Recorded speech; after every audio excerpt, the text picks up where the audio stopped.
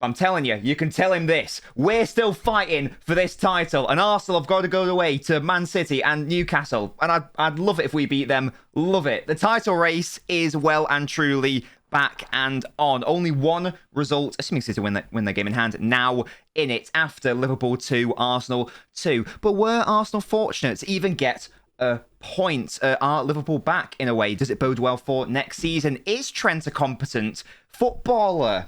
No.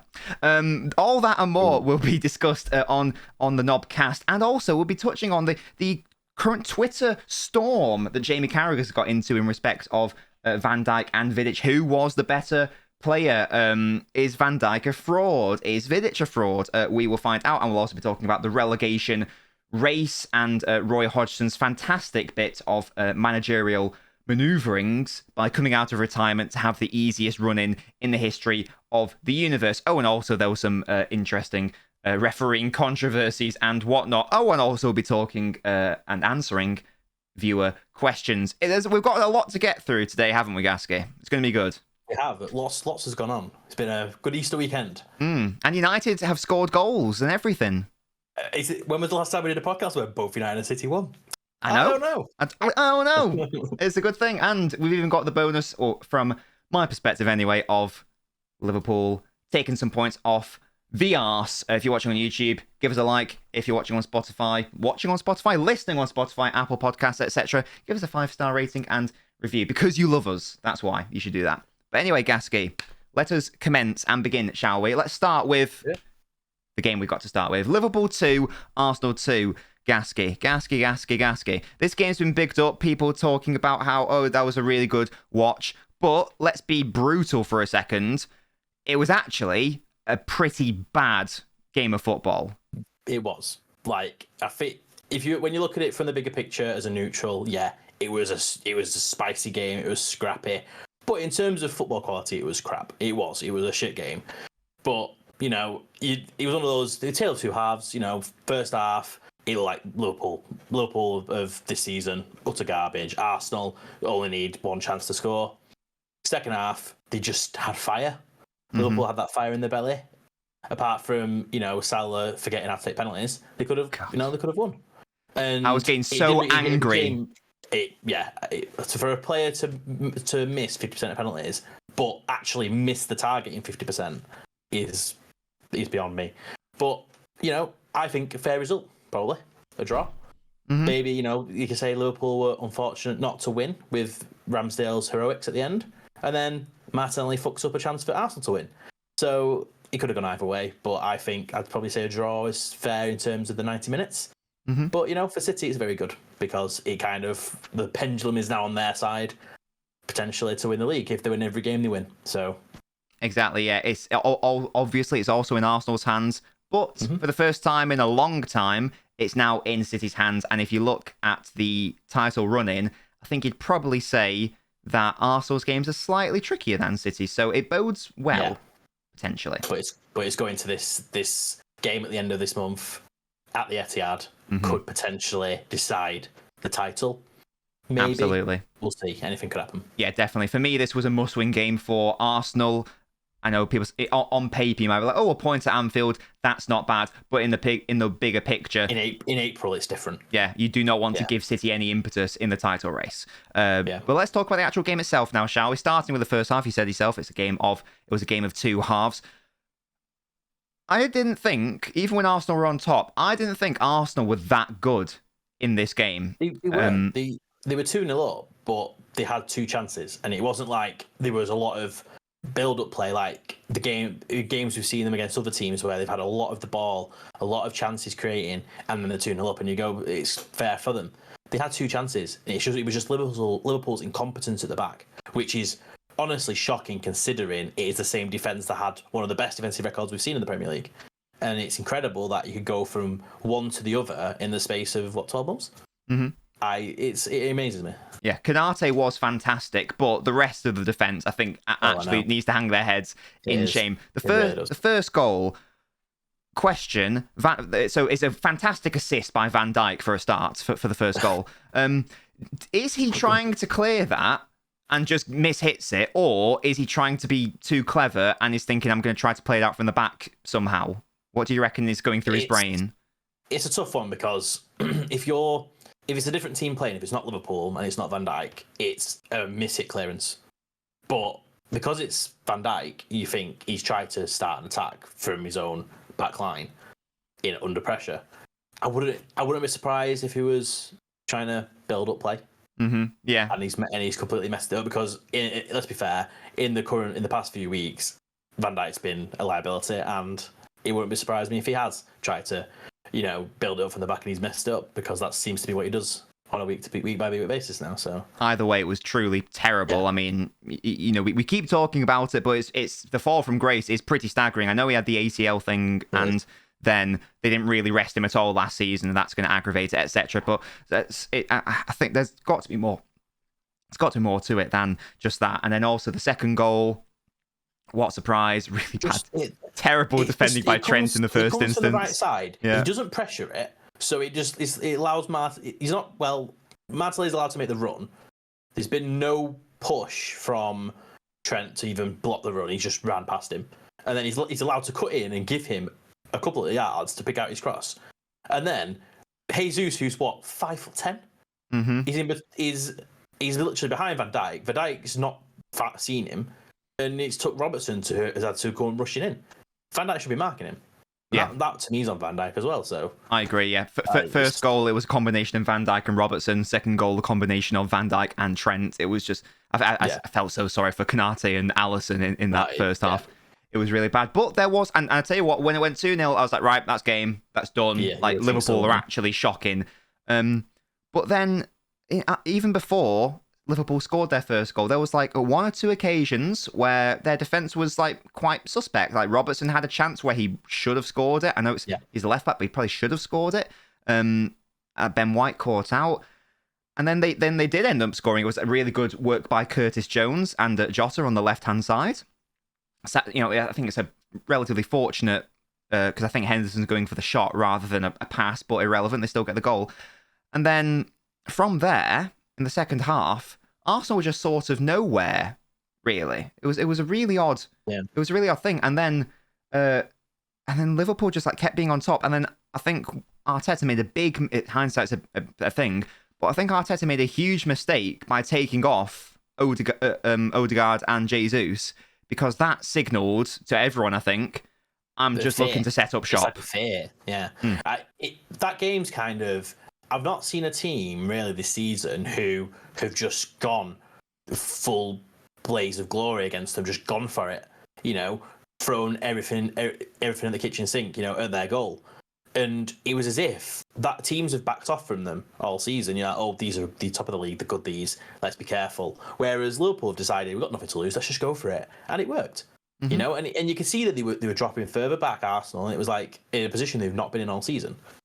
And that could be the answer to beating them, is just no fear, go for it. Mm-hmm. You might lose 4-0, but you might win 1-0. That could be the answer. But yeah, and it was second half, they were good. Liverpool were good. They weren't amazing, but they were good. And they deserved the equaliser. Potentially, you could argue maybe they deserved to win it, but I think they had like an expected goals of like 4 or something ridiculous. They had a higher one than against United. Let's put it that way. Salah missed a penalty. Yeah. Salah missed at least another 2, maybe even 3 there was decent one chances. Toe poking wide, and that just rounded up Liverpool season. That there is Salah scoring every day of the week last season and the season before, and he's toe poked it wide. And it's any other last season, they would have won that Liverpool comfortably. Yeah, and then Darwin Nunez had a 1-on-1, which he misses again. Yeah. Another sitter that this man misses. He just is allergic to scoring sitters, it seems. Konate, it reminded me of. Do you remember it was like the Belgium versus Croatia game in the World Cup where Lukaku, the Lukaku where he tried to like put it in on the line and he completely tried to chest it. The difference there is one's centre back and one's clinical striker. Clinical in marks. But Konate should have scored the winner. But I was I know I appreciate Liverpool aren't playing for City, but But from a City perspective, I was more than happy with a point. I was like, right, you were 2-0 down. It's 2-all. Is that a little bit of frustration though, isn't there? It's like you could have won it. But I'm not even. I didn't even really care. I was just like, no, hold on to the point, because that moment. Well, there was that moment with Martinelli's pass into Saka to win the game, and that should have been the winner for Arsenal, really. And that came about because Liverpool got greedy and thought that they could get the winner here, but they left themselves so exposed at the back in like the 90th minute. And then I have no idea how he messed up that pass. It's a very basic pass. It was like 3-on-1. It was very simple. Yeah. So that was odd. And then Trent had a very interesting role in the game. It's just Trent, isn't it? It's no one has ever criticised him attacking. He's immense. He's one of the best in the world. It's a attacking fullback, but he's so bad the other end that it kind of, what's the point in you attacking? We know you're amazing at it, but you're so the opposite defensively that it is liability. And it's like you're not worth using. Yeah, and there's surely like an inherent issue if your best creator is a defender, because that means it means that you're going to have to push your. In theory, you want your best creator higher up the pitch so that they can create, and if that's a defender, I noticed situations where I've never seen a team where Konate spent so much time at right back, and even any other team that have attacking fullbacks, I've never seen a centre back go so far wide, and that just rounds it up. It's like Konate's there marking Martinelli 24/7, and it's like, well, where is he? Like, I get it, you're attacking, and I get that you're going to be up pitch, but where are you? It was like you're not even getting back. Yeah, it was very odd. It didn't work in he was clearly trying to use Trent as a Rico Lewis or John Stones in recent weeks, where he like inverts him. It didn't work in the first half at all. It worked more in the second half because they changed the way they lined up, and also Arsenal were just like much more happy to just sit back and not really attack them. So it's worked a bit better.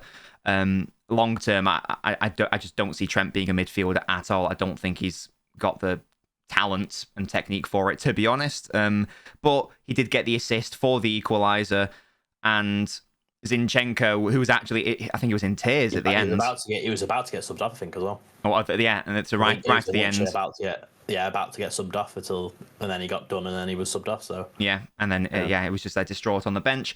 And yeah, I just got one thing I want to say about this the Zinchenko situation. He has been very good this season.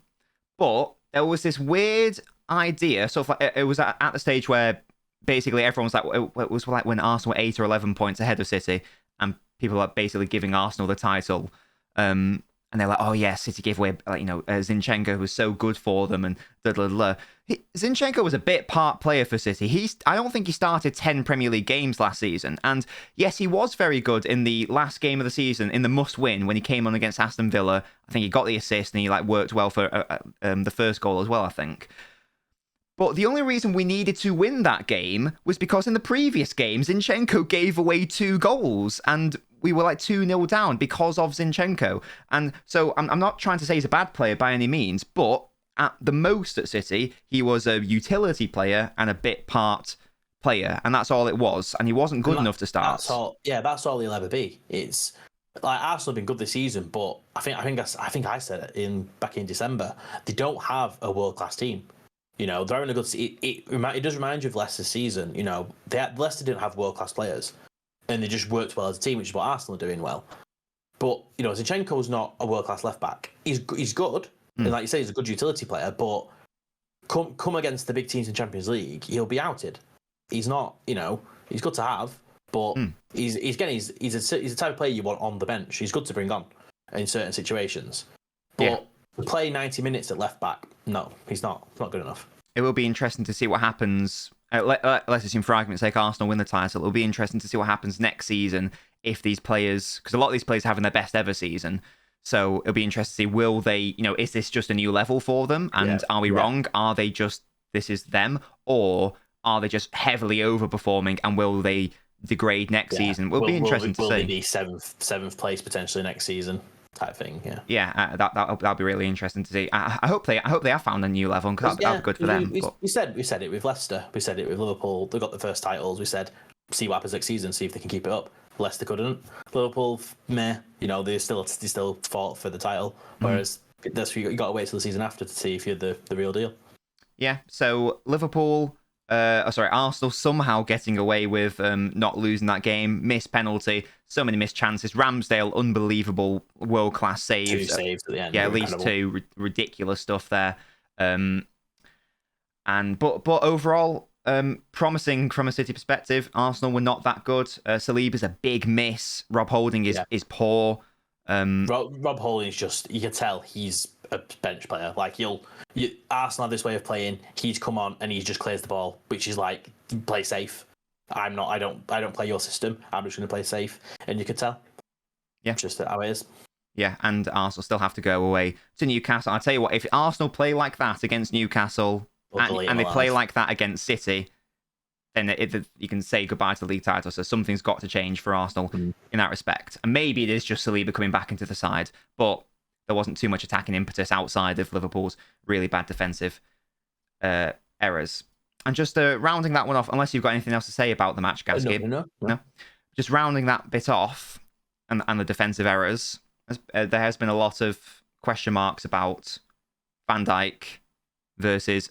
I don't know why Vidic has been brought up, but I've seen the Twitter conversation with Carragher, and some guy, basically it's just one guy on Twitter has said, like, how can people compare Van Dijk? And he's listed players, he's listed them, and Carragher's picked Vidic out of the list.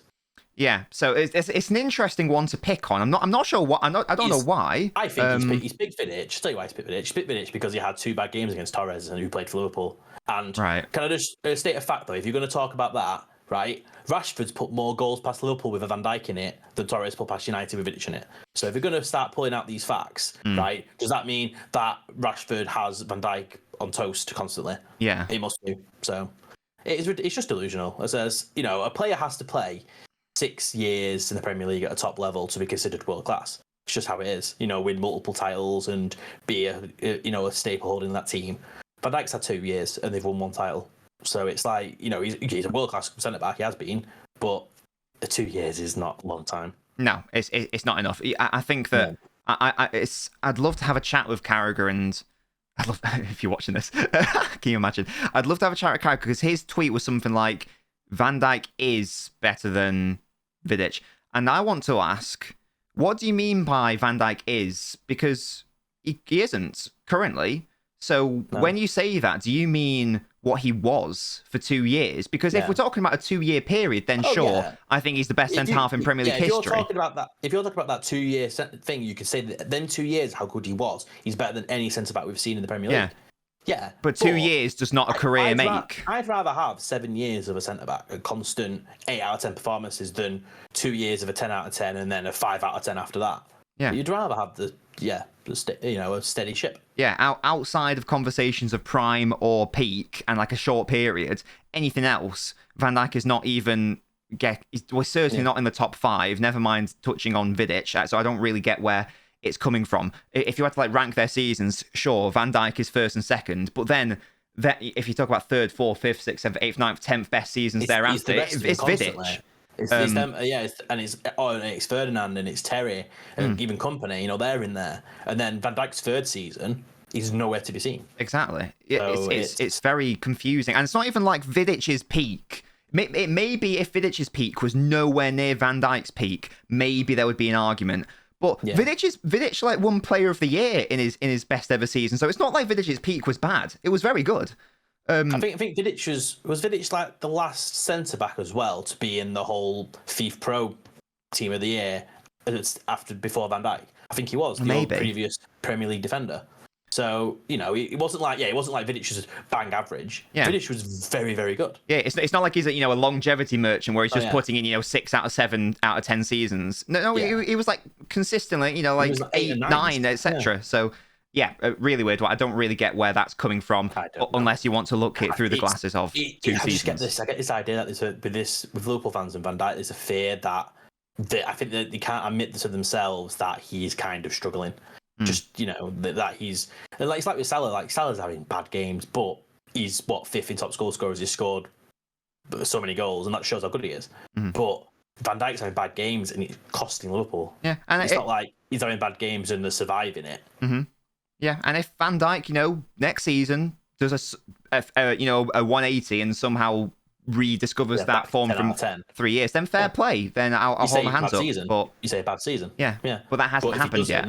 He doesn't have that fear that it's like he's going to have to go, and then that you can't. If next season he's bad and then they talk about him and he leaves, then you can't have him anywhere near the talk of best centre back ever to go to the Premier League, because he's been at Liverpool for 5 years and 3 of them have been crap. He struggled to get into the top 10 at that point, wouldn't he? Yeah. He's nowhere near the top 5. I'm sorry. On a legacy and overall, which is what actually matters, no shot. Yeah. But yeah, there we go. That was Liverpool 2, Arsenal 2. A very entertaining game, but a very poor game in terms of quality outside of a couple of moments. I think like the Jesus and Thiago one, that was fun, but it was a poor quality game.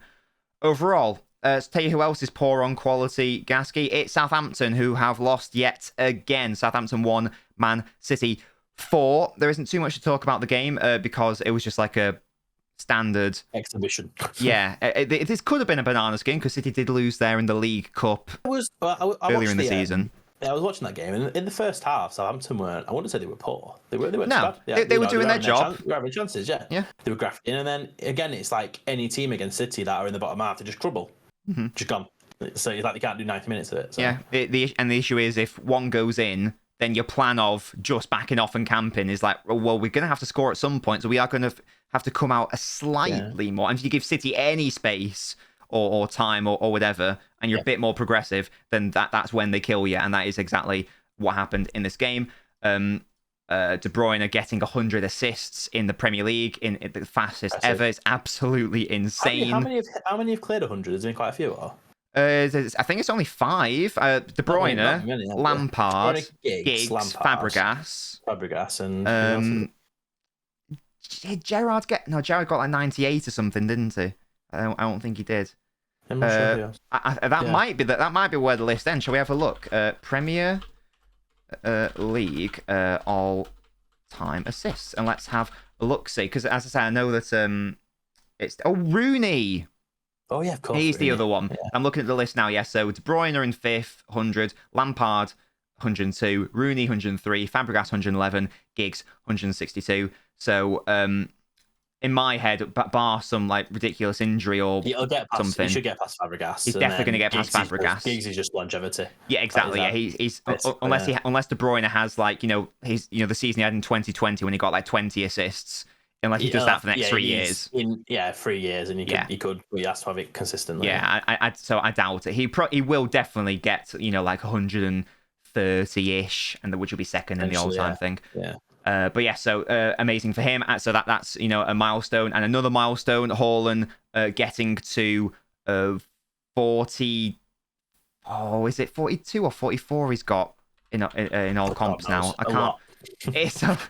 I think it's 42. Let me double check. I know that it's 30 in the league. I know he's like 44 ahead of. I know he's like 15 ahead of anyone else in Europe in all competitions or something ridiculous. Yes, so he's. I think Rashford's third on 28, and that tells you how far ahead he is. 30 Premier League goals, so 5 off breaking Andy Cole and Alan Shearer's record, and 44 in all competitions, which is the record in all competitions for a Premier League player. Ronaldo got 42, didn't he? I think. Yeah, that was the record, wasn't it? Yeah, 40. Oh, did celebrate? No, 44 was Salah and Van Nistelrooy. Oh, yeah, Salah. Yeah, Salah. Yeah, so he's only 1 goal. He's going to get 1 more goal, so he is going to break that. No, yes, yeah. And he's not just a tapping merchant, Gaskey, because of that beautiful overhead kick. He scored bicycle kicks. Yeah, how many Messi scored? Yeah, that's one. No, okay. But yeah, really good. And basically, it's just I didn't really react that much to these goals because at this point in the season, City have to win. So that's like the default. It's anything other than a win is disastrous. As long as they're winning, so there's no point me celebrating it because it's more important for Arsenal to drop points than it is for City to gain points, if that makes sense. Yeah, and Alvarez coming on. I mean, Haaland denied a hat trick because Alvarez came on, and then like 2 minutes later, City win a penalty, which is a little bit annoying. Couldn't get his hat trick, but that's all good. And yeah, we'll talk about the relegation race very shortly. But yeah, Erling Haaland is definitely going to break the goal scoring records. Probably almost definitely in the Premier League and certainly in all comps. How many will he get in the Premier League this season, Gaskey? And how many in all comps? How far is he off the record in the Prem? He's got 30 goals. So the record is 34. Right, so he needs 5 in 9 games. 5 in 9. Yeah, I mean, for him, that should be easy, but it's one of those where at the end of the season, it becomes a point of just you throw everything at it and the ball goes in the net anyhow. So I think he's going to finish on 35, bang on. And how many in comps? He's currently on 44, so at least 49. 50. Really? So only one more goal in the FA Cup. He's got probably two games in the FA Cup and at least two in the Champions League. Oh yeah, he's got at least 4 games there. 52. Go on, that'll be nice. 52. There we go. Wonderful stuff. But yeah, City were just too much for Southampton, and it was a really comfortable, easy win, and not too much to dissect there. Jack Grealish, another lovely performance. Shout out to my boy. Man United 2, Everton 0. Again, not too much to talk about in this game. Gaskey, just a comfortable win and disappointing performance by Everton, but it was 3 points. It was comfortable. They did a lot of possession. They just need to, hopefully over time they'll start seeing these type of games out. 4-0s, 5-0s in these type of games where they're just that comfortable. It'll come once they've got like a proper squad. I think it'll come. It is worrying that Bruno's second best, number 6 they've got at the club. Because anyone else plays at that number 6 role, they cannot, build play up. It is horrendous. It's a mess. But when he's there and he can connect the dots from that position, which is, I think, in the current, when Casemiro can't play, I think him there is best option, and just have grafters with him, Sabitzer and Fred maybe. And it was a comfortable game. I mean, they got lucky for a second goal, and I'm glad that it was, an absolute fuck up, because a 1-0, gets a bit nervous, doesn't it? Yeah. So nice. Hopefully Rashford got injured, so hopefully he's okay. Yeah, just on Rashford, I wasn't able to watch the whole game, so I'm purely relying on stats here, so you can tell me. I saw that in the first half, Rashford missed 4 or 5 big chances. Because he played more centrally, didn't he? Yeah, so I think the last 2 games he started at 9. Yeah, and he's always been, his issue is he's taking chances. Like, he has a lot of chances to what he's scoring is quite poor. And the amount of goals he's got this season, he won't do again. He's not good enough to do it again. It's one of them. It's just one of them seasons. That's what I was going to say. Is it in this game, was it just one of those games, or is it his best position maybe isn't striker? What do you think? I think he's better out wide, personally. I think he's better on the left because he's just good at running at players.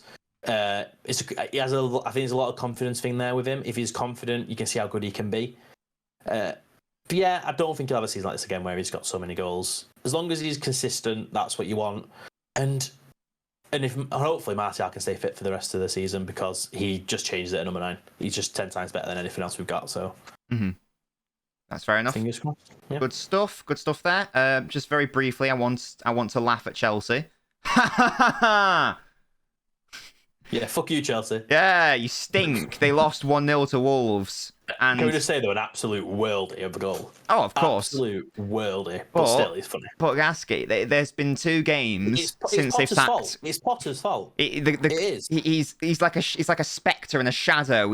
Even though he's been sacked, he's still in and around the area, causing the players to not finish chances, not actually score. It's 2 games now where Chelsea haven't scored a goal since Potter's been sacked. Is the expected goal still very high and chances created? I don't know about the Wolves game, but certainly the Liverpool one, it was like 4 or 5 missed chances. The Wolves game was similar. I think the Wolves game was quite high as well. Yeah. So it's clear they just can't put the ball in the net, and then the team will go and nick one. Oh, it was the same under Potter as well. So whose fault is it? It's almost as if they need a striker, and it's almost as if the players are the ones who need to take the chances. Weird. Who'd have thought?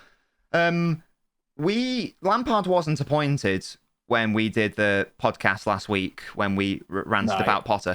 I think when we did What is that all about? What is that all about? How can you go? So let's just recap the season for Chelsea. They started with Tuchel, who is a very good coach. Just bin him off for absolutely no reason. There's no reason to bin him off. You bring in a manager who's going to build a team, who's not just going to buy players and get immediate success.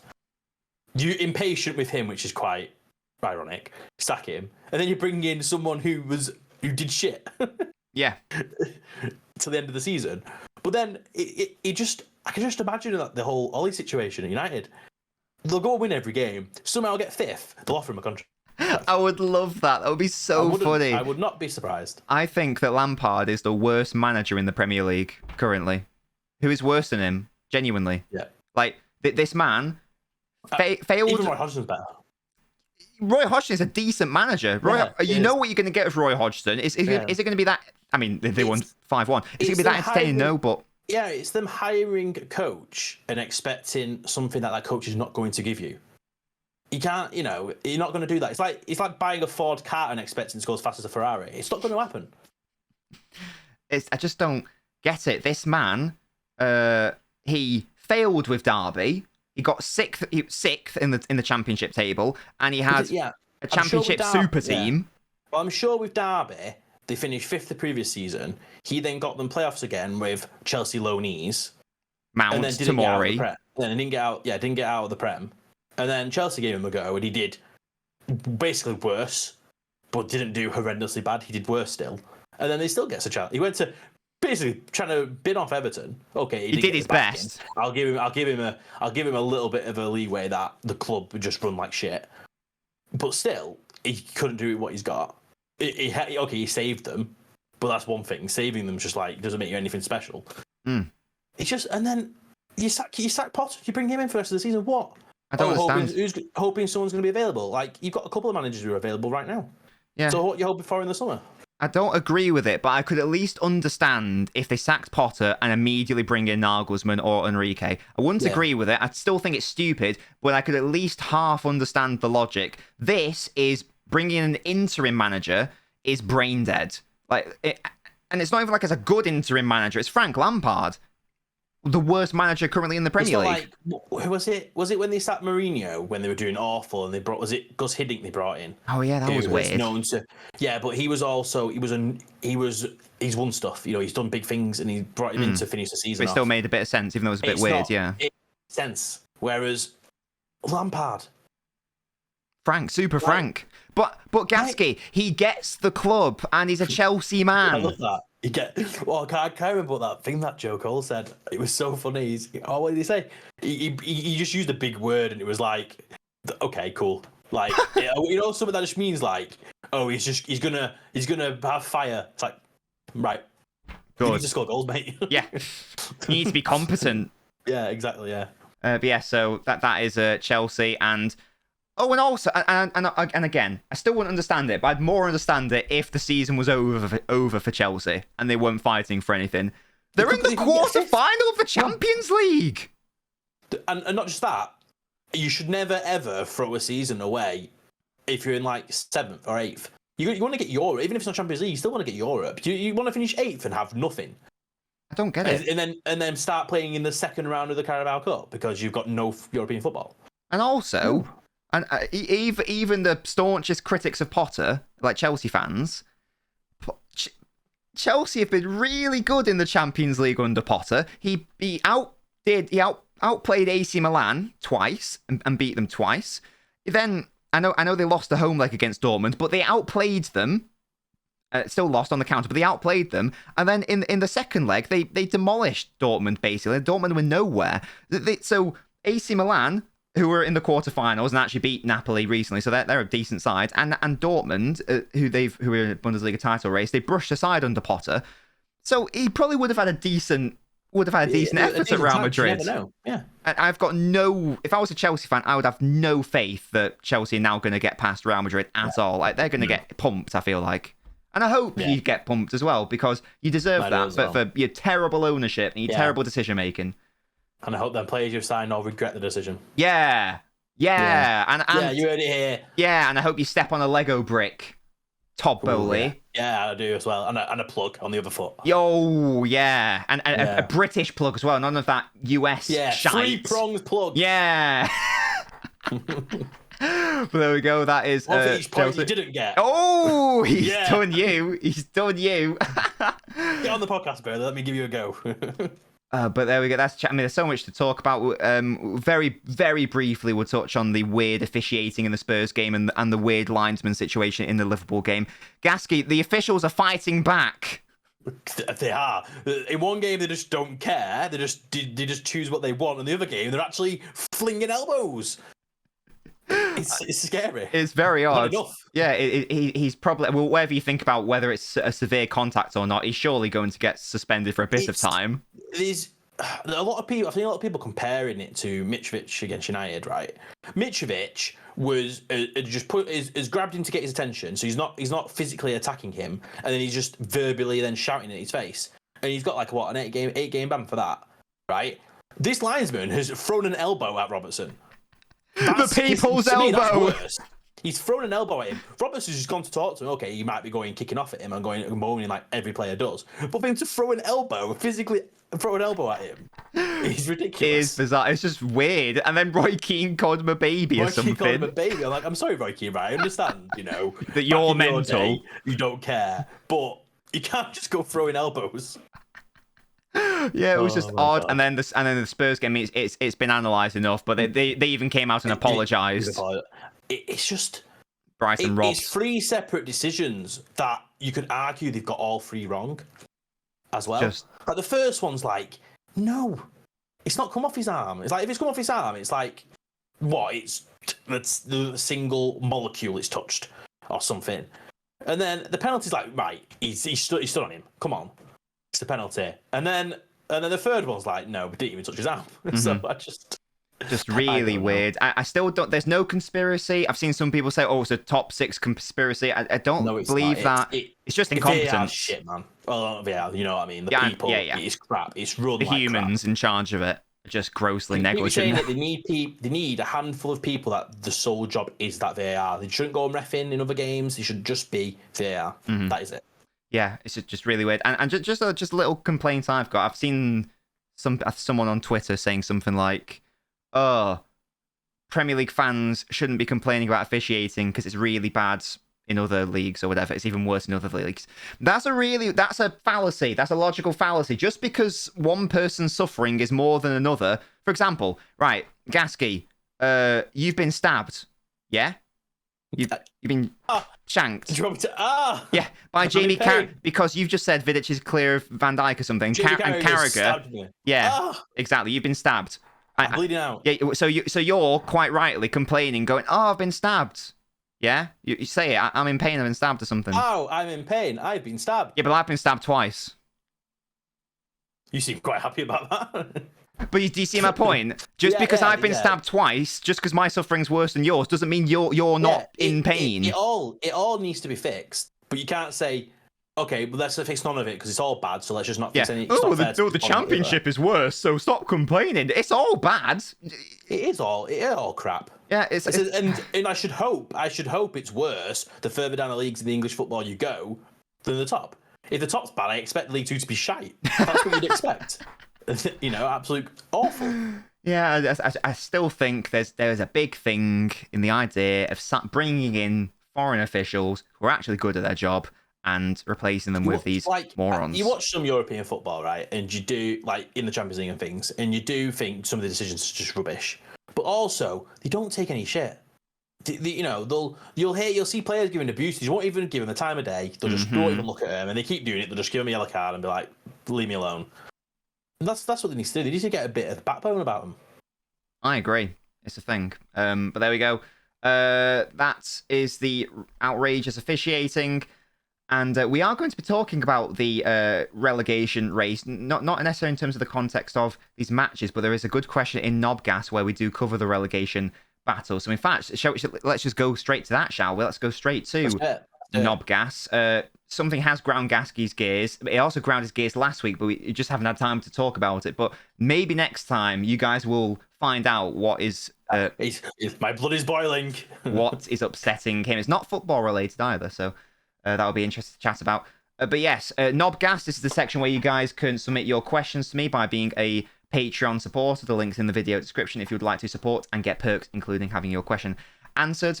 But Jack, who is who does have a soft spot for Southampton, being from Southampton, says, what are your predictions for the last 8 match weeks of the relegation battle? So I think this is where we can talk about the matches that happened this week.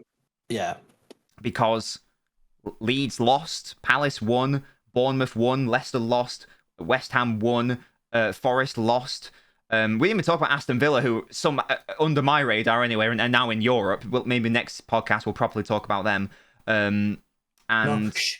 They're going under the radar. I don't want you talking about them. Exactly. Oh, they're going to lose now. No. Everyone's talking about Brighton and Brentford, and they're just there in sixth. Yes, so quietly going about their business. Yeah, so it was a really interesting match week in terms of those relegation threatened These gaps sides. appearing now. These gaps. And just like very briefly, touching on these teams in turn, Crystal Palace, Roy Hodgson has decided to come out of retirement to have the easiest run of games you'll ever see.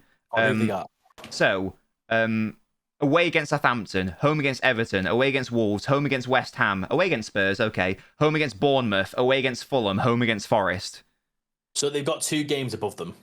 Yeah, basically every single game is against a team in the so home against Forest, Bournemouth, and West Ham and Everton. These are all teams in the relegation zone. I think they're safe.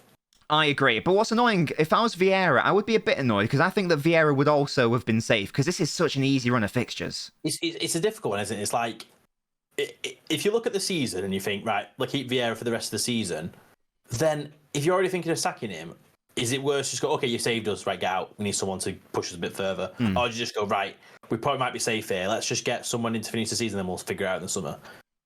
Which is worse? It's... And Wolves obviously beat us a big 3 points for them because they're one of the teams who I could see going down. But in terms of their matches, Wolves and Leicester for me are similar. They've got the squad to stay up, but Leicester are just going the wrong way. Whereas I think Wolves would be safe. Yeah. Just having a look at their fixtures: home against Brentford, Palace, Villa, Everton, away against Arsenal, United, Brighton, Leicester. So I agree. I think they'll be fine. West Ham actually have a game in hand, but I think that game in hand's against Man City, so maybe that's not saying that much. Is that who they've got? Because I know United is Brighton. Brighton have got another as well. Yeah, West Ham have also got Conference League football. Yeah. I still think they'll be fine, but they do play some of the bigger sides. Home against Arsenal, home against Liverpool, home against Man United, away against Man City, away against Brentford. But they do. They've got the top 4 there, haven't they? They do, yeah. But they also have away against Bournemouth, away against Palace, home against Leeds, away against Leicester. But that could be interesting. Last day of the season, Leicester versus West Ham. That could be, depending on how results go. That could be very interesting. But there's even though good quality there, that run is actually harder than I thought it was. And they're only 3 points ahead of the relegation zone, and I'm expecting them to lose their game in hand. So West Ham, they've got three points clear. Goal difference may come into it, and they've got not too bad goal difference compared to the rest. True. So that could help them out. Same as Leicester.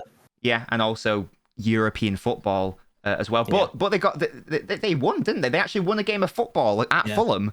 So again, a crucial 3 points for them there. That'd be the start. That'd be the revival. Yeah. Bournemouth. I'd be worried if I was Bournemouth. Yeah, they're in the scrap.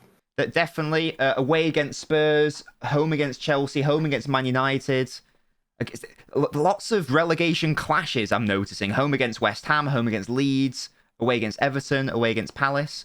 I've got a feeling that, I don't know, I think they might actually be okay because I think who is going to go? I think Leeds are going down. I did a...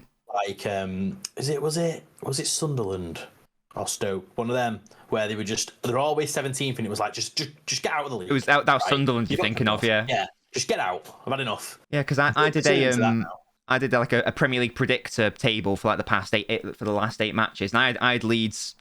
I didn't think I was going to have Leeds. I thought I was going to have Bournemouth, but by virtue of the matches, I had Leeds. So Leeds have got home against Liverpool, away against City, home against Spurs, home against Newcastle. These are home games, but they are tricky. They do play Bournemouth away. They do play West Ham and Fulham away, and Leicester at home. But I can't see them getting too many points. I can see them winning the Leicester game, but not too many. It's a weird one. And then, I think Everton will be fine just by virtue of Sean Dyche, to be honest. I think the current bottom 3 will be the bottom 3. You reckon? I think Southampton and Forest are guarantees. Southampton's run is terrible. Yeah, and Forest's goal difference is horrendous, and they're just not good enough. Yeah.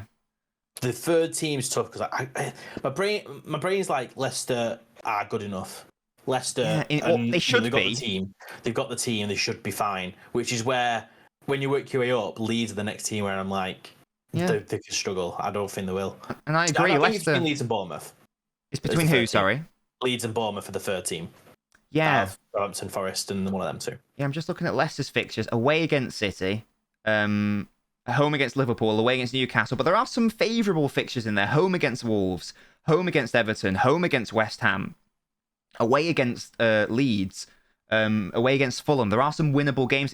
At this stage in the season, you only need to win like 1, maybe 2, and you're probably safe. It's mad, isn't it? Because they always said 40 points was safe. And there's so many teams that are like 10 points. Because it's so tight. That. Yeah, it's crazy. Yeah. So, final relegation predictions. Gaskey. Chelsea not even safe yet. You're thinking Forest, Southampton, and Leeds. Forest. I think Forest, Southampton, and Bournemouth. Bournemouth, okay. I would like it to be those three because I predicted all those three teams to go down at the start of the season. I wouldn't mind that. Can you remember who you predicted at the start of the season? Forest. Who did I have? I think I had Leeds instead of Forest. Okay. Instead of Forest. I had Forest still. But yeah, it's too tight to call, and it is. And this is a huge match week in terms of those relegation fixtures. And looking at the run-in, some teams are probably safe, some teams probably doomed, and the others I'm not 100% sure. But that is the beauty of the relegation battle. It's probably the most interesting battle it's been since forever, to be honest. I hope. In an ideal world, all 3 relegation positions go down to the last game of the season. That would be really interesting if that could happen. Speaking of like relegation and managerial struggles, Kante asks a very good question. Who will be the first manager sacked next season? A bit of theorising here. We've got to maybe predict who's going to come up from the Championship, who's going to be in the manager, etc. Oh. First, I'm going to go with David Moyes.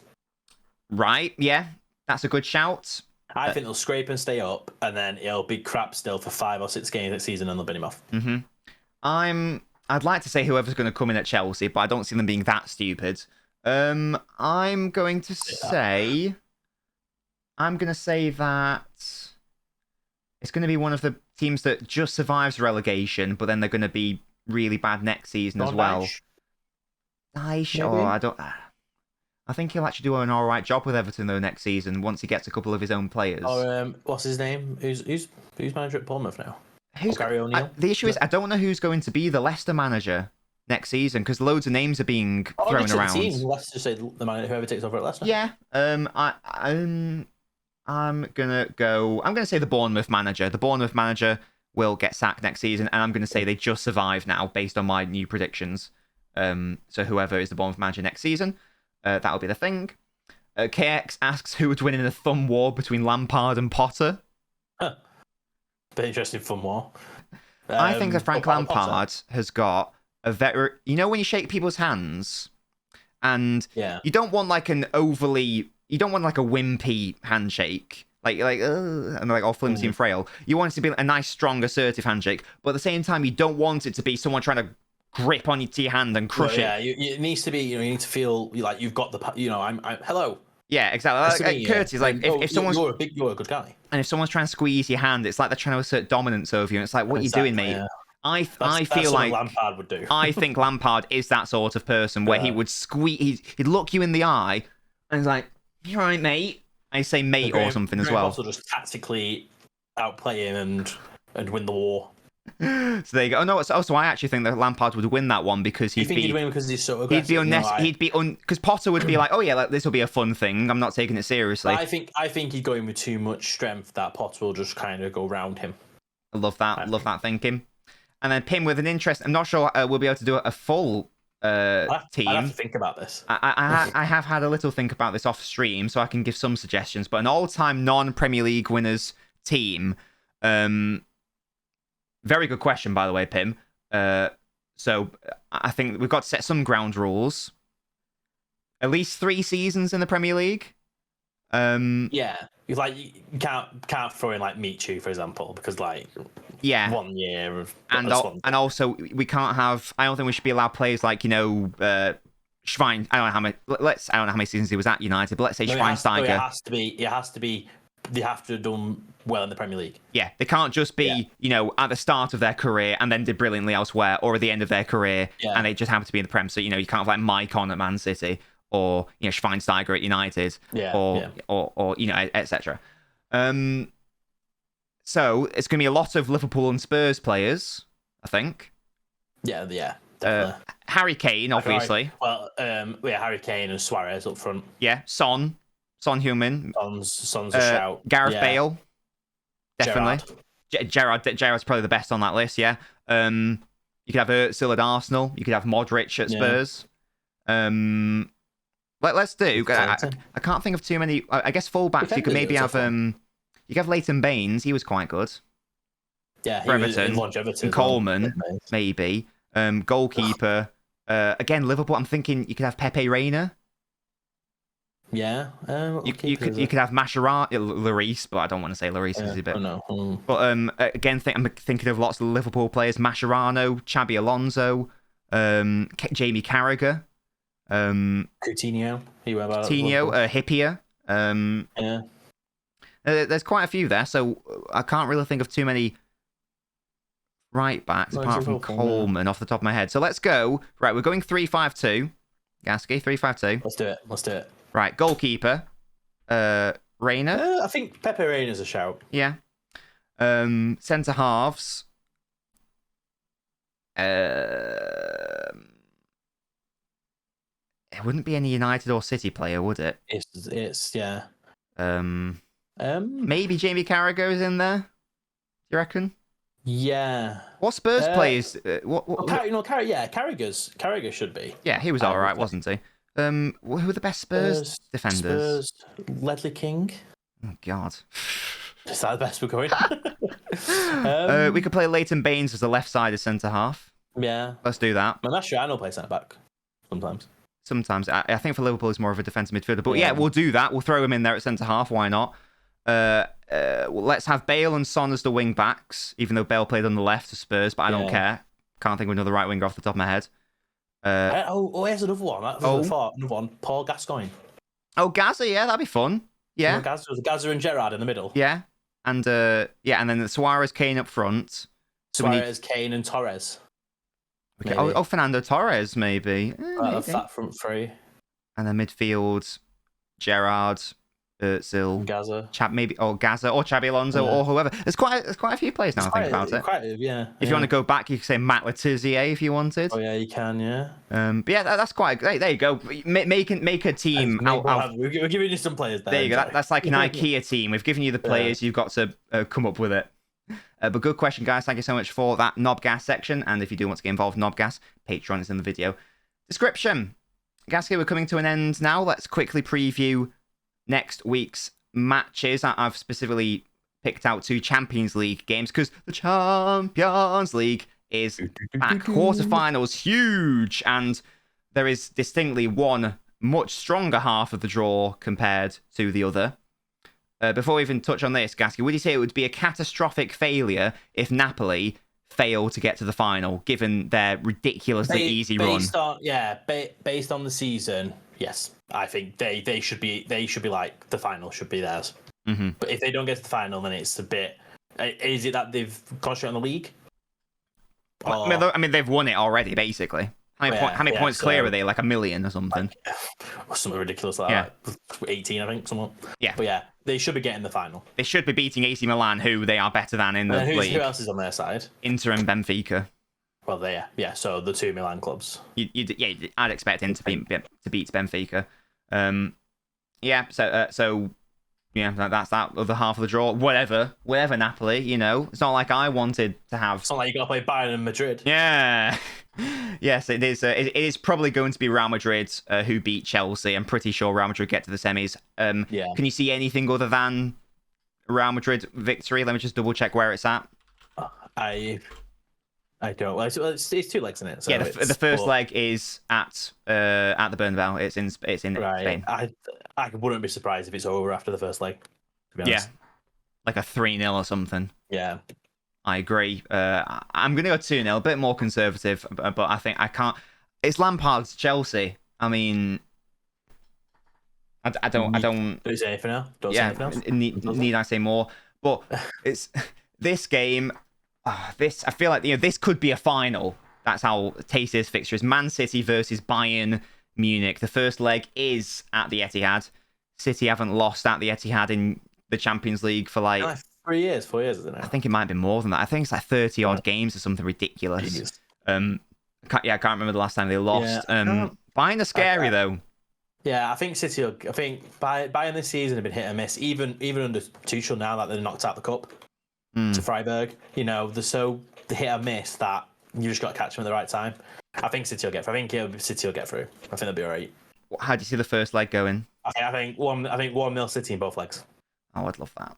I could just see it now at the Etihad. As João Cancelo comes on, and he's allowed to play because it's Europe. Yeah, which is stupid. We should. I don't know what the rules are. Surely you should have been able to put in the contract. Oh, by the way, you can't play against us in the Champions League. Considering he's going while the Champions League going into knockout phase, and there's a chance you could play. Yeah, I think you'd be like, can't play. I don't even know if he'll start because he doesn't seem to be having a great time at Bayern, but I can just see it now. João Cancelo outside of the foot pass on the volley, Leroy Sané top bins, and it's it breaks his heart. And he celebrates and he breaks my heart. Yeah. I'm very scared of Bayern. They're a very good team. I know they're not, what they were in, when Lewandowski was there. It's still a tough team. And they got Sadio Mane coming back, and pain. I'm going to be relatively. I'm going to say City win 2-1. They're definitely going to concede against Bayern in the first leg, and then second leg. I just don't know.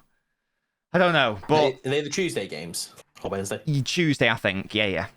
But that is a thing, and we haven't really been able to talk about it much. But it hasn't really been talked about at all this season. Normally, at the start of the season, everyone's talking about Man City winning the quadruple or the treble or whatever. Very quietly, Man City have a chance to win the treble.